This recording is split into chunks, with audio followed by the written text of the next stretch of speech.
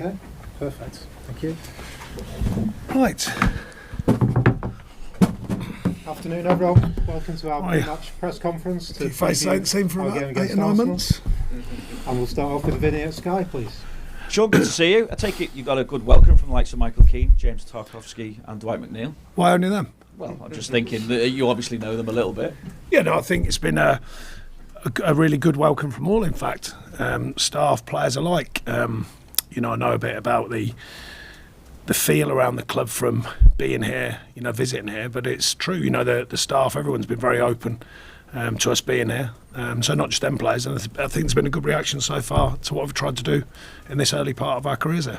So how have the first few days gone? What have you been working on with the players? What have you learned new about your squad? Well, I think they're open-minded. I think they've been very honest about the challenge, about what it is, what it has been, what it is now, and where we can go. We did a bit of a feedback session on that, so I was happy with their honesty. I think there's a desire to put things right. I think that's relevant and become quite obvious, actually. Excuse me. They know there's an adaptation period for what we want to do. A load of stories made about me doing yo-yo tests, and it's all nonsense. It's just a scientific test, that's all. One of many that we do. I know the markers, I know the physical markers in the Premier League. It's one of a few different versions of tests that I've used down the years. I've got all the data for it. So that was just a marker in the sand, which I explained to the players. Someone was implying it was a question about the feeling of other managers that have been in. Nothing at all. I've total respect for all managers, including Frank and his staff. I'm sure they work very hard here. No question that whatsoever. I can only share a view of how I want to do things and not question others. So what is your assessment of the challenge that you face here? Well, I don't think that one's rocket science. I think everyone knows the challenge, and that's to get out of the situation. It is what it is. The team are where they are. The league doesn't lie. I'm not obsessed with league tables. I like the one at the end of the season, as long as you're the right part of it. But the current league table doesn't lie. We're there for a reason. It's about how we all correct it. And I think the biggest thing for me is the alignment. Going from owner through the chairman, through Kev, through myself, and into the players and into the fans. I think we've got to make sure that's there. But it starts with, obviously, me and the work with the players and my staff to make sure we're aligned, because we're the team behind the team. And then we've got to make the team go out there and perform, quite obviously. And at the end of the day, whichever way you cut and dry, do all the best work in the world or whatever it's deemed, you got to win. You've got to win games. Got to get points on the board. Obviously, I don't want to overshadow your first news conference here as the Everton But you're going manager. I'm going to slightly, because obviously we have got the people who've been responsible for transfers over this month here with us, and you're the face or the person who's got to front up to that. So what can you tell us about why the club wasn't able to bring in new signings in those last few days of the transfer window while you were here, and what explanation have you been given for not bringing in new faces previously in the month? Well, firstly, one thing I can assure you, because I've been here at once I was appointed, I managed to get here Saturday, so I can only tell you what I know from being here. And Saturday, all I've seen is hard work. That's all I've seen so far, particularly in the recruitment area, because obviously we know the window was what it was, and the owner, the chairman, Kev, myself, I've been leaving here late at night, Kev on the phone constantly, the owner, the chairman on the phone constantly. I can assure you I was there. I physically was there, seeing it all. So there's absolutely been hard work. A couple of things about the playing options is, first of all, you've got to align them. I've said many, many years, my Premier League experience is all parties have to say yes. We all know that. You've got to get to that situation. You need the finance in place to make them situations happen. We all know that. But likewise, the thing that often gets overviewed is that they've got to be better than what we've got here. I think we've got some very, very good players here. Some very talented players. Now, they may have lost their way. We can all have debates on why things are not where they want to be or what they should be or whatever people deem. But there's some very talented players here. And I've never been one that's signing players for the sake of signing them. There's a rule to every rule, and that would be, if you've got a young player you think can develop into these style of players and this level of quality, of course, that's different. But when you're talking about players just coming in and going straight into, let's say, the team, they better be good players, because I believe there's good players here. Now, of course, our job is to help them, guide them, hopefully, to better days and polish them down, and polish them up a bit rather, and maybe give them a different way of looking at the game, and give them the freedom to go and play amongst the framework to be strong as a unit. But you get my point. Is you're not just going to sign players for the sake. Well, I'm not. I'm just going to not sign players for the sake of signing them, and then you never see them again. They've got to affect what we're doing, and they've got to be good enough to affect what we're doing. As I don't see the point in it. And we work very, very hard. I can assure you, because I was here, I was watching it, I was involved in it. I'm ringing agents. We're doing all of the diligence, all the crunching of analytics numbers, everything we could do to define the players that could help. That said, though, obviously Anthony Gordon has left the club, and it was accepted that the club was looking to bring in a couple of further attacking options before he left. So how much of an issue is it, the fact that you've not even been able to get in a replacement for Anthony? Well, the timing of that was before me, obviously. The sale, I mean. So that was already in progress. Trying to react to the situation then is a different ballgame, because you don't know what money's coming in until that deal was done, of course. It's coming in, not literally, by the way. It doesn't come in all in one go. They don't just go, here you go. And then looking at the players that would fit into that market of the money available against the quality of player. Of course, there's lists of players that everyone will have. Most players know the runners and riders. Most teams and most development units, recruitment units, know the runners and riders in football. Like I say, the odd bit of gold, that you find, young player or a developing player you might find, but generally, we all know the players that we think are going to be the players. But you've got to get ones that you're more or less hedging your bets they can affect the group. And as I said, I think there's some very good players here. They're maybe not performing at the level they can do at this moment in time, but that's my job, the staff's job and their job to take that on and remind ourselves what a good group of players there are. It seemed when you took over as well, Sean, that promises were made about recruitment. It seems the way you're talking that you don't feel let down by that. No, there doesn't seem that there was any promises. Promises? What promises can you make in recruitment? It takes the human beings, it takes everyone to align. Simple as that. You can make as many promises about this, that and the other, but at the end of the day, people have got to align with what the deal is, and literally sign a deal or a contract that puts them as part of your football club. I don't speak about other people's players, you know that. You've known me a long time. I don't really do that. So there's fair to say there was loads of phone calls made, offers put in. They didn't get to the place we wanted them to be for whatever reason. That's the way it sometimes goes. Can you talk about free agents, though? And any chance of something that could happen in the free transfer? Well, yeah, again, I mean, often being totally disrespectful to football and the system that it is, sometimes, not always, but some of them players are there for a reason, because maybe there's a reason why they're not at clubs. You do get the odd bit of gold, like I said. We're looking at the market. Of course, we're aware of the players out there, but yet again, they've got to be able to affect what we do. So that's the biggest one for me. Now, it's not always about money and have or have not. You've got to bring players in to affect what you do. And I've been a big believer in that for many years, and you definitely know that, because you've spoken to me about it many times. I will have to throw one name at you, though. Isco, any chance? As I said, there's a list of players we'll be looking through. Do they fit what we need? Do they fit what we can do? Do they fit what we need to achieve going forward? And can they do it with pretty quickly? Because you sign players for the future, that's different. But let's face it, we need things that are going to activate now. So the first port of call is in-house. What have we got in-house? Can we make sure they're ready for the task in front of us? How fit and ready then is someone like Dominic Calvert-Lewin to really be the focal point of your attack, and I suppose to recapture the kind of form that we saw that took him into the England squad? Yeah, I mean, he's had his ups and downs with fitness, I'm aware of that. Getting him truly fit and his body strong enough is going to be the key. I think I've spoke to him, I think he's a lot closer than he felt he was. Obviously he's an important player, but there's lots of important players here. It's not just him, but with his scoring record here and his level of performance, it's not so long ago before the injuries kind of hit him, and he's a very good player without a doubt. Anyone else near a comeback? Thinking James Garner, Ben Godfrey, Michael Keane? Yeah, Ben Godfrey's closer. Michael Keane's getting fitter and has trained. Garnes is going to be a little bit yet. So how do you feel about your first game as Everton manager against Arsenal?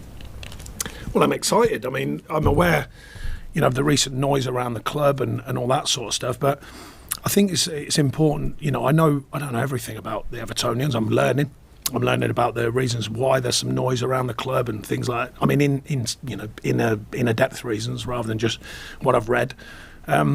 But the one thing I know about the Evertonians, they stand by their club and they protect it and they'll look after it, and that's what I need now. I need that as a manager. My staff, my players need that full support, that's for sure.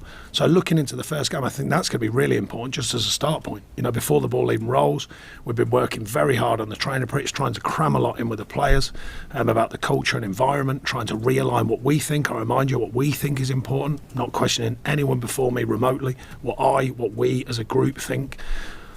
Some of the consistent beliefs in what we think between us, and then taking that on the pitch. So we provide that, and we want the fans to give us a chance to go and provide it for them and to support us, amongst all the noise. It's the old favourite. It's easy to take the wheel of a ship in calm water. It's not so much when it's choppy waters. Well, we want the fans to play their part in that. It is choppy waters. There's no denying it. The club's not where it wants to be. But we want the fans to join in with us. We want the fans to reconnect with us. And it's easy to say, I've got to earn my spurs. Of course, I totally understand that. I'm a bit of a Marmite manager anyway. Not everyone wants you. But at the end of the day, you have to earn your spurs. And I'm willing to put the hard yards in to earn that, to earn their respect. And I want the players to remind themselves. Some of them have earned that respect, but I want them to remind themselves you have to do that. So we've got to give, of course. We want them to support us from the off, and that would be fantastic if they can, get their hearts back on the sleeve. And even the ones that have got angles or problems or questions about the club, they can just park it for a little while, get behind us, and hopefully reconnect with us. Wins, I suppose, would be another way of pulling things together. Yeah, of course. I mean, wins are them marvellous things in football. They seem to solve everything. Everything feels a whole lot better when you're winning. But yet again, you have to earn that. No one gives you it. You might get lucky one now and again, but let's face it, you don't really want to build on luck. You want to build on hard work, good performances, pride, passion, the will and desire of a team to win, and then, of course, layer on technical, tactical understanding, all the rest of it. But it really, for me, it's the heartbeat of a team and the heartbeat of a club, and we've got to remind ourselves there's a strong heart for Evertonians. I know that. Been here many times. We've got to provide that strong heart as a team and a group of people, all noses pointing in the right direction. Good luck, Sean.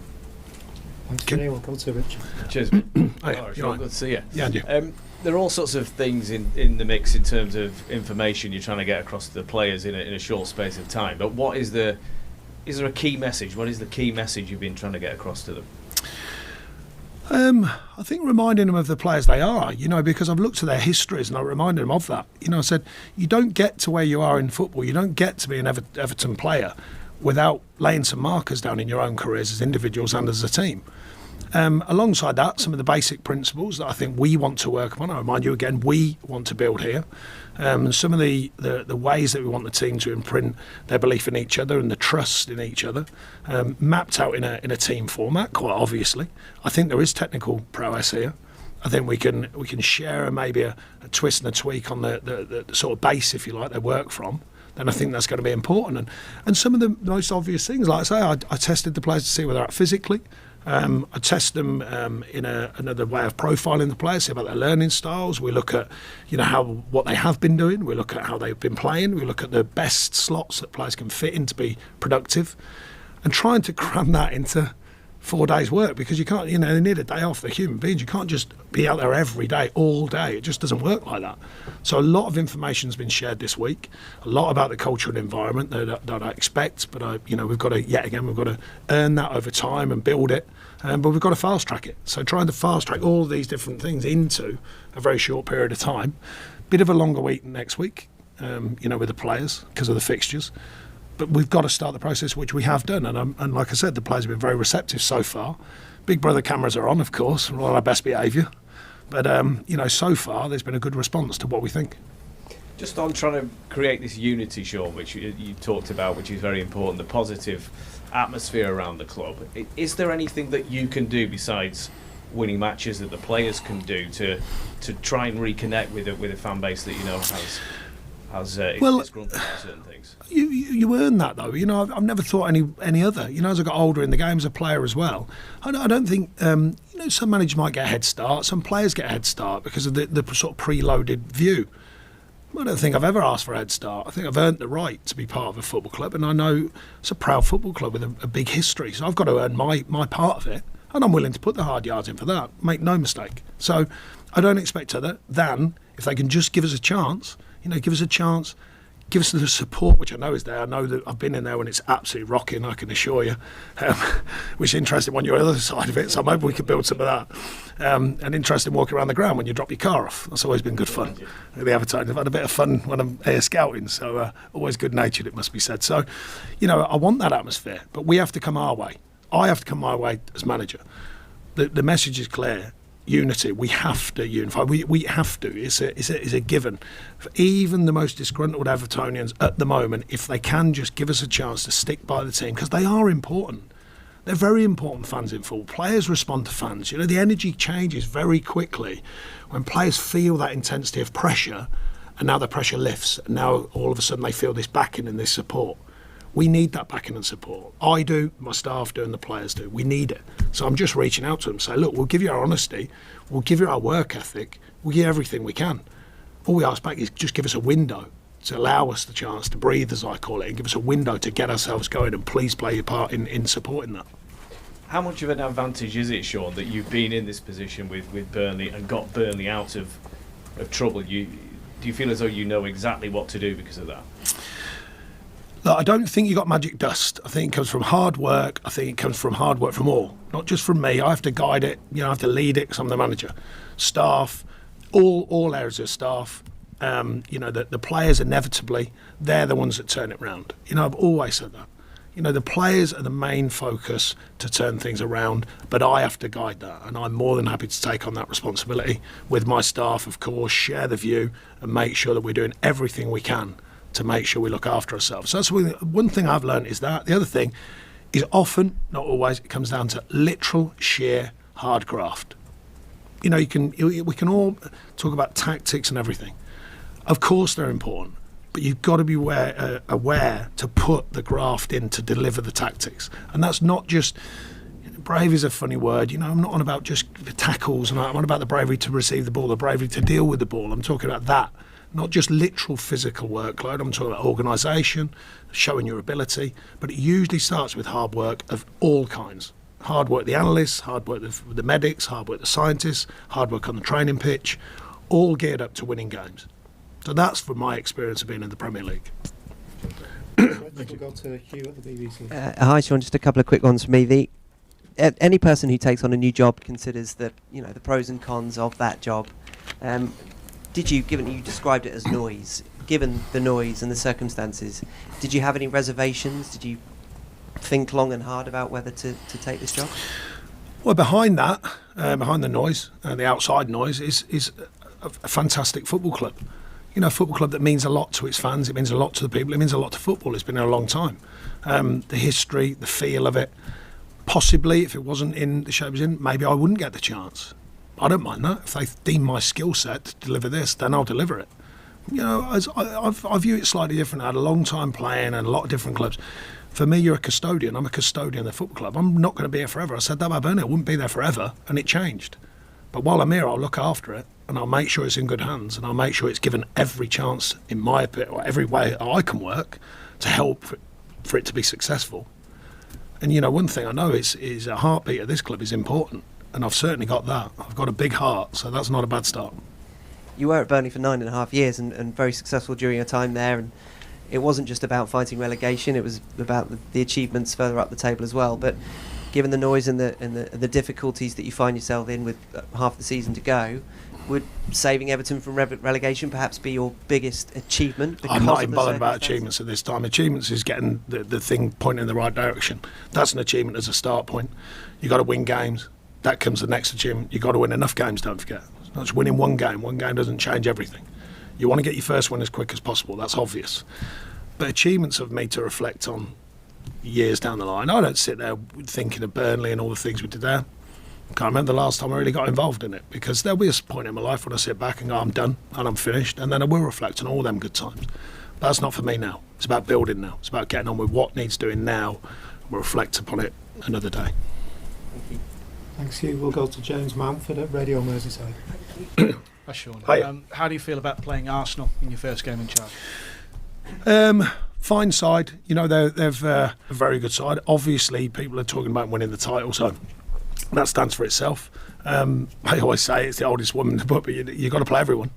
So the way the way the fixtures fall is just one of them things. But no, they're having a very good time of it, obviously, at the moment. But I mean, I think they've known us long enough. At my previous club, not this one. But I think they'll realise that usually, we'll see, but I usually put out a team that are ready. They're ready for the challenge. So I wouldn't imagine, don't know, but I wouldn't imagine they're underestimating the strength of our challenge. And just talk to us a little bit about your backroom staff, Ian Wells. I'd have to. Stone. It's all about me, not them.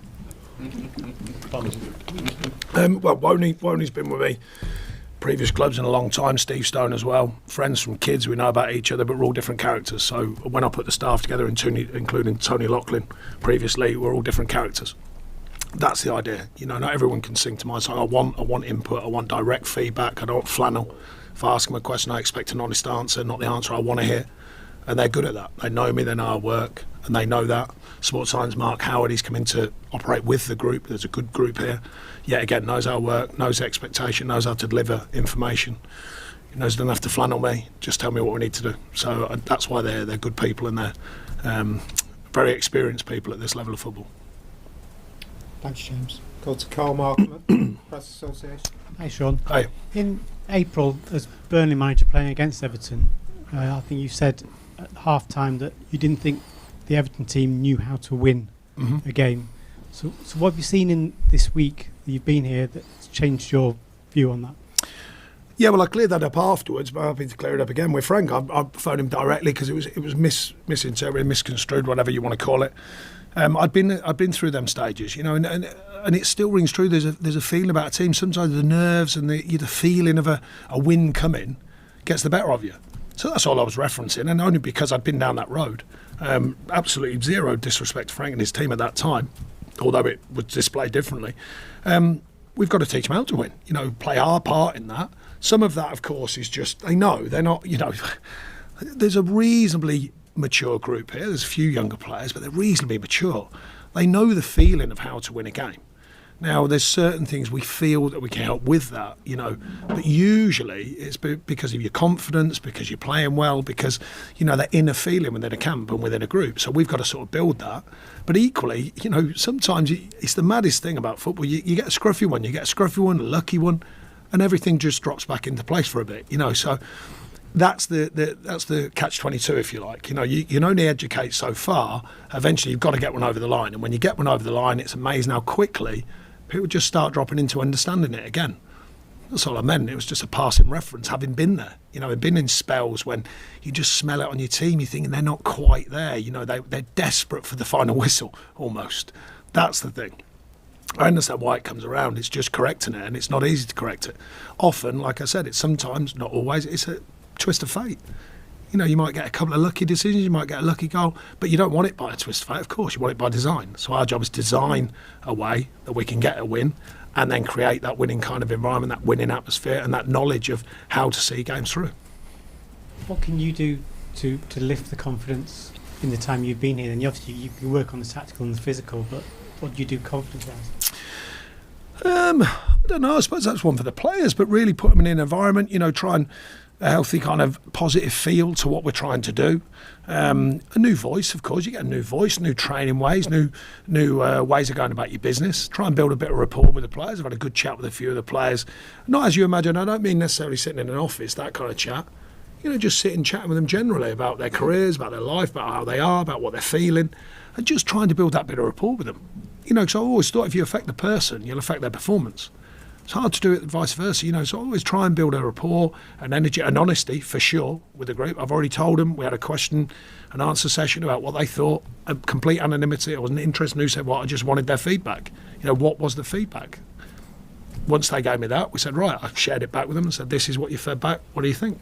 So it just gives us a chance to open it all up a bit, because we need to get to the truth of them. We need to get the truth of what I can offer and my staff can offer. And sometimes it's just best to ask them. So I did. Just asked them, as simple as that. And then, in answer to your question, just kind of giving our feel to what it is. It's just a different feel than other managers. That's all. And hopefully they'll respond to that and flourish from it. But like I say, we've got to work as well. It can't all be fluff. There's plenty of hard work gone in this week, that's for sure. Thanks, Carl. Any further questions in the open section before we move on to the papers? Yep. Hi, Sean. I'm Harry, Radio City. Nice to speak Hiya. to you. Obviously, the second half of last season with Burnley didn't end the way that you would have hoped it to. Can you take any lessons It from? didn't end with me. I wasn't there, mate. Well, Just so I clear that until in case you shall we forgot. say. But is there anything that you can take from that experience that into this new job with the next few games? Completely different thing. Completely different thing. Previous seasons, yes. One season we were, I think it was after the same season, sorry, as the Europa League season. I think we were on 12 points at 19 games. So I remember how we turned that around. That's useful. But last season, completely different situation. Change of ownership, change of groups, player groups, you know, how they were, some coming out of contract, completely different scenario. But the previous, that was useful, yeah. I learned a lot from that season. And anything from your time out of the game that you can take into? Some good gigs, some really good gigs. No, look, I mean, I reflected for a while just on myself and what I had to offer. Started the process probably just before the World Cup when I started getting more involved again. You know, going out, speaking to companies, speaking to people, football people and business people as well. I quite like that kind of crossover. A few contacts I've got in the game. So I had a good break for a while when I just shut down for a while and then picked it all up. Probably 2 or 3 weeks before the World Cup, really started zooming back in on it all, taking more interest in it all, getting back involved. Couldn't go to games because I don't like that idea of manager turning up at games, you know, and the manager's under pressure. That's not for me. So it's more through watching games. My son plays as well, so I tried to get some of his games. Michael Duff at Barnsley went to his game, and you know, things like that. So keeping more of a feel out. Watched a lot of the World Cup, obviously. And then when I come back from that, got a Christmas out of the way, which I hadn't had since I was 16, an open Christmas, a normal Christmas, if you like. Never done that since I was 16, New Year and stuff like that. And then really, you know, the feeling was flooding back in then. So when this opportunity came round, it was like a yes all the way. Brilliant. Best luck on Saturday. Thank you. Thank you. Great, thanks. Any further questions? Will? Well, all right. Yeah. On camera, off camera. Hi, Sean. Just Sorry. a quick one. Obviously, you have Excuse got me. Stanley Gordon and you have got a... Sorry, say the first you bit have again. got Stanley Gordon, who's a short of attacking players, and Dominic Calvert-Lewin's has his problems over the last 18 months. How important is it going to be then to look after his fitness from now until the end of the season and make sure he doesn't break Well, down? one player doesn't make a team, that's for sure. Of course, he's a very good player. I think there's other good players. I think there's other good productive players. We want to find a style that they can fit into to be productive, quite obviously. We're aware the goal count isn't as high as we want, of course. Conceding, not too bad, but we've got to do better, both ends of the pitch. You know, the middle section is for the debate of football, but the two boxes are always the most important thing. So that's certainly a focus on them two areas of the pitch and the players who can be productive in them two areas of the pitch, quite obviously. Are you worried, though, that with the lack of attacking players? No, but worried, it is what it is. What you can worry about, it is what it is. We are where we are. So managing the situation has always been what I've believed in. You know, when you know the situation, rather than the goalpost changing and different views and all that, I know the situation. It is what it is. The window shut. This is who we are. These are the players we are. This is the group we are. And I explained the players to them about that today. But I equally showed them their past, and there's some unbelievable stories here, trust me, of how they've got to this level of football through their lives, not just their football. And I think that's a powerful thing. So adding that into a group and that connectivity of a group, that's as powerful as anything rather than one player. Okay, thanks. Any further questions before we move on? No? Okay, we'll move on to the papers now. Thanks, guys. Cheers, mate. Are you well? Thank you. I'm good, thanks. You? Good, yeah, good, yeah.